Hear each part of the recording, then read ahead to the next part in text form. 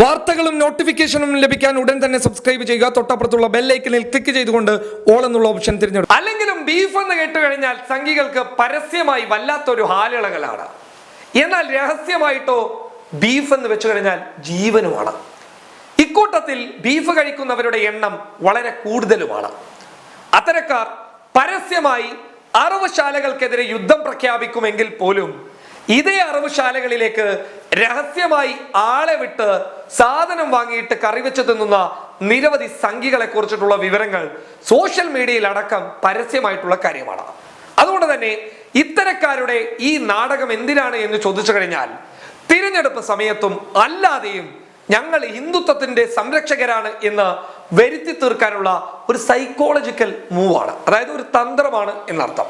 എന്താണ് നിലവിലെ വിഷയം എന്ന് ചോദിച്ചു കഴിഞ്ഞാൽ കാസർഗോഡ് ജില്ലയിലെ മഞ്ചേശ്വരം പഞ്ചായത്തിലെ കുഞ്ചത്തൂർ പദവ് എന്ന് പറയുന്ന പ്രദേശം, ആ പ്രദേശം എന്ന് പറയുന്നത് കർണാടകയുടെ അതിർത്തി ഭാഗത്തുള്ള ഒരു പ്രദേശമാണ്. എന്നാൽ കാസർഗോഡ് ജില്ലയിലുള്ള പ്രദേശമാണ്.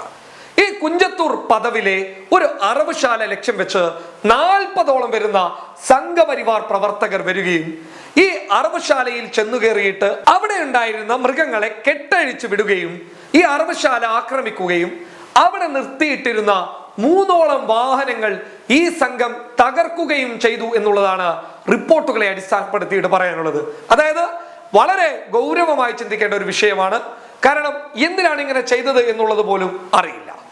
എന്നാൽ ഈ വിഷയവുമായി ബന്ധപ്പെട്ട അറവുശാല ഉടമയായിട്ടുള്ള ഉള്ളാൽ സ്വദേശിയായിട്ടുള്ള UC ഇബ്രാഹിം മഞ്ചേശ്വരം പോലീസിൽ പരാതി നൽകുകയും 40ഓളം വരുന്ന സംഘപരിവാർ പ്രവർത്തകർക്കെതിരെ ജാമ്യമില്ലാ വകുപ്പ് പ്രകാരം പോലീസ് കേസെടുക്കുകയും ചെയ്തു.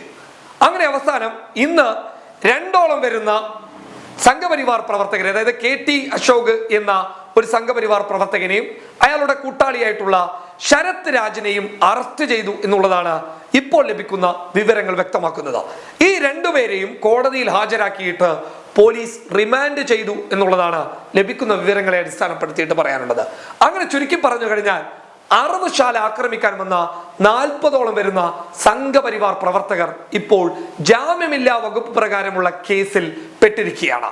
UC ഇബ്രാഹിം തന്റെ അറവുശാലയുമായി ബന്ധപ്പെട്ട് ലൈസൻസിന് വേണ്ടിയിട്ട് മഞ്ചേശ്വരം പഞ്ചായത്തിൽ നൽകിയിട്ടുണ്ട് എന്നും എന്നാൽ ഇതുവരെ തനിക്ക് ലൈസൻസ് ലഭിച്ചിട്ടില്ല എന്നുള്ളതാണ് UC ഇബ്രാഹിം ആരോപിക്കുന്നുള്ളത്. ഈ വിഷയവുമായി ബന്ധപ്പെട്ട് ഒരുപാട് കളികൾ നടക്കുന്നുണ്ട് എന്നാണ് ഇദ്ദേഹത്തിന്റെ ആരോപണം. എന്നാൽ ഈ വിഷയവുമായി ബന്ധപ്പെട്ട് മറ്റു പല ആരോപണങ്ങളും ഇപ്പോൾ കടന്നു വരുന്നുണ്ട്. പോലീസ് കേസന്വേഷണവുമായി മുന്നോട്ട് പോകുന്നു എന്നുള്ളതാണ് ലഭിക്കുന്ന വിവരങ്ങൾ വ്യക്തമാക്കുന്നത്.